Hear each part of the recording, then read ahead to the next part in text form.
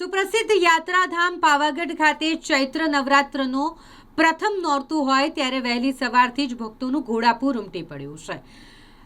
પાવાગઢ ખાતે કાલિકા માતાના દર્શન કરવા માટે વહેલી સવારથી જ ભક્તો પગપાળા પાવાગઢ ડુંગર પર ચડાણ કરી રહ્યા છે। અહીં કાલિકા માતાજીના દર્શનનો લાભ મોટી સંખ્યામાં ભક્તોએ પહેલા નોરતે જ લીધો છે।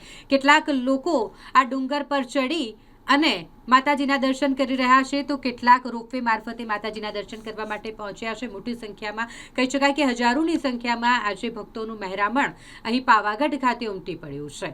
ચૈત્ર નવરાત્રિનું ખૂબ જ મહત્વ છે અને ચૈત્ર નવરાત્રિ દરમિયાન પાવાગઢ ખાતે મોટી સંખ્યામાં ભક્તો આવતા હોય ત્યારે વહીવટી તંત્ર દ્વારા ઉપર ખાનગી વાહનોના જવા પર પ્રતિબંધ મૂકવામાં આવ્યો છે। એટલે માચી સુધી એસટી બસની સુવિધા ભક્તોને આપવામાં આવી રહી છે। લગભગ 60 જેટલી બસો 15 દિવસ માટે એસટી વિભાગ દ્વારા દોડાવવાનું નક્કી કરવામાં આવ્યું છે, જે માચી સુધી ભક્તોને લઈ જશે અને ત્યાંથી આગળ પછી તમારે જવાનું હોય છે।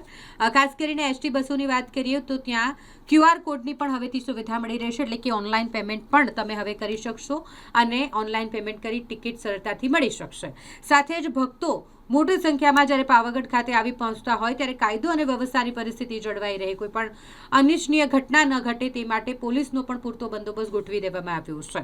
અહીં તળેટીથી નિજ મંદિર સુધી લોખંડી સુરક્ષા વ્યવસ્થા પોલીસની ગોઠવી દેવામાં આવી છે।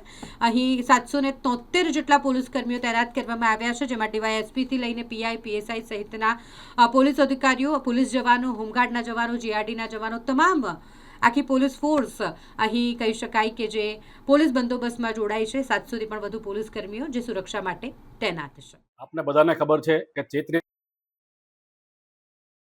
મુખ્ય તહેવાર છે એના, અને ખૂબ જ મોટી સંખ્યામાં મધ્યપ્રદેશથી ગુજરાતના વિવિધ ભાગોમાંથી એ માણસો આવતા હોય છે। પાવાગઢ ખાતેનો આ બંદોબસ્ત ખૂબ જ મોટો બંદોબસ્ત હોય છે। આ બંદોબસ્તમાંથી મહીસાગર અને દાહોદ ખાતેથી અને એસઆરપીની કંપની પણ બોલાવવામાં આવે છે। આ વખતે અહીં 2 ડીવાયએસપી, 11 પીઆઈ, 25 જેટલા પીએસઆઈ અને 400 જેટલા હોમગાર્ડના જવાનો અને એક કંપની એસઆરપીનો અહીંયા બંદોબસ્ત રાખવામાં આવેલો છે। હાલમાં બંદોબસ્ત ખૂબ જ સારી રીતે ચાલી રહ્યો છે। લોકો પણ ખૂબ જ માતાજીના ભાવથી દર્શન કરી રહ્યા છે। મધ્યપ્રદેશથી આવતા લોકો પણ રસ્તામાંથી પોતાની જ્યોત લઈ અને પાછા પોતાના મંદિરમાં લઈ જાય છે અને ખૂબ જ શાંતિપૂર્વક પાછા ફરે છે અને ખૂબ જ સારી રીતે દર્શન કરે છે। અહીંયા મંદિર ખાતે મંદિરના ટ્રસ્ટ દ્વારા પણ સ્વચ્છતા બાબતે પણ ખૂબ જ સારી વ્યવસ્થા કરવામાં આવેલી છે। આપને બધાને ખબર છે કે અહીંયા રોપવે પણ છે, તો રોપવે ખાતે પણ ખૂબ જ જે યાત્રાળુઓ આવતા હોય કે જે ચાલી ન શકતા હોય એના માટે પણ ખૂબ જ સારી સગવડ છે, પણ ત્યાં પણ સ્વચ્છતાનું ધ્યાન રાખવામાં આવે છે।